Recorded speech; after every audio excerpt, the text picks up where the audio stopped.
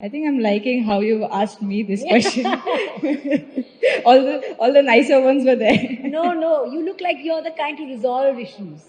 That's my impression of you. Well, I think firstly, I don't look at it as issues because everyone is wanting to win the game for the country, and everyone has their own opinion. How will we win the game for the country? Healthy discussion. So So united in purpose when you're out there, but there can be issues in the dressing room. कभी-कभी होते होंगे.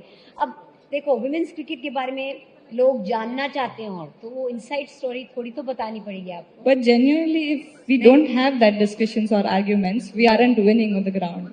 Because if we do not have those sort of discussions where we are disagreeing to something, that means we are not passionate enough to win the match for the team. So we do definitely have those sort of discussions.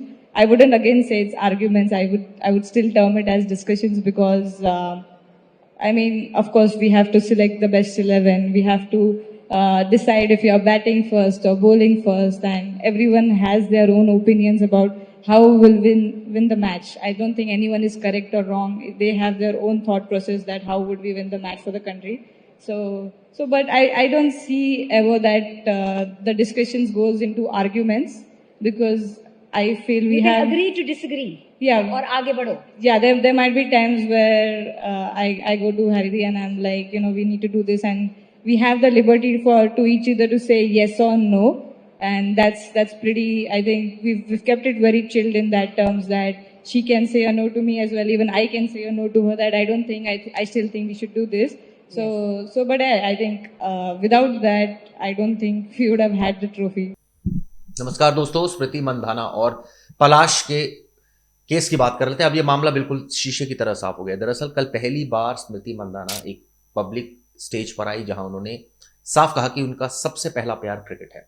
ये बात भी साफ है कि उन्होंने इससे पहले social media पर कमेंट किया था जिसमें साफ साफ कहा था कि वो अब मूव ऑन कर चुकी हैं. अब इन बातों का कोई मतलब नहीं रह गया है. क्यों दोनों के बीच ये नौबत आई? पहले तो सारी ग्रैंड सेलिब्रेशंस हो रही थी, शादी से पहले जो मैरिज सेलिब्रेशन है वो हो रही थी, वीडियोस भी सामने आ रहे थे, लेकिन एकाएक शादी कैंसिल कर दी गई. क्या इसके पीछे कोई और वजह ये तो साफ नहीं हो पाई क्योंकि परिवार खुलकर कुछ नहीं बोल रहा है. दोनों ने अपने अपने सोशल मीडिया पर ये शेयर किया और कहा कि अब हम मूव ऑन कर चुके हैं. आपको बता दूं, स्मृति ने जो लिखा वो क्या लिखा वो मैं आपको बताता हूं. उन्होंने कहा कि पिछले 12 सालों से एक बात उन्हें उनसे अधिक स्पष्ट हो गई है. क्रिकेट उनके लिए सबसे ज्यादा मायने रखता है. भारत की सबसे सफल बाएं हाथ के बल्लेबाज हैं. इन्होंने मीडिया से भी के सामने आई कुछ ही दिन बाद जब उन्होंने और पलाश के बीच विवाह दोनों परिवारों की सहमति से रद्द करने की घोषणा की थी. यानी कि दोनों परिवारों ने ये रद्द करने की घोषणा की थी. इसके बाद 7 दिसंबर को स्मृति ने एक बयान भी जारी किया था जिसमें उसने कहा था कि वह इस विषय पर इसी पोस्ट के साथ समाप्त करना चाहती है. उसकी घोषणा के अगले दिन उनके भाई श्रवण ने, जो उनका भाई है श्रवण, सोशल मीडिया पर उनकी ट्रेंडिंग पर लौटने की एक और तस्वीर साझा की. ट्रेनिंग पर लौटने की, सॉरी.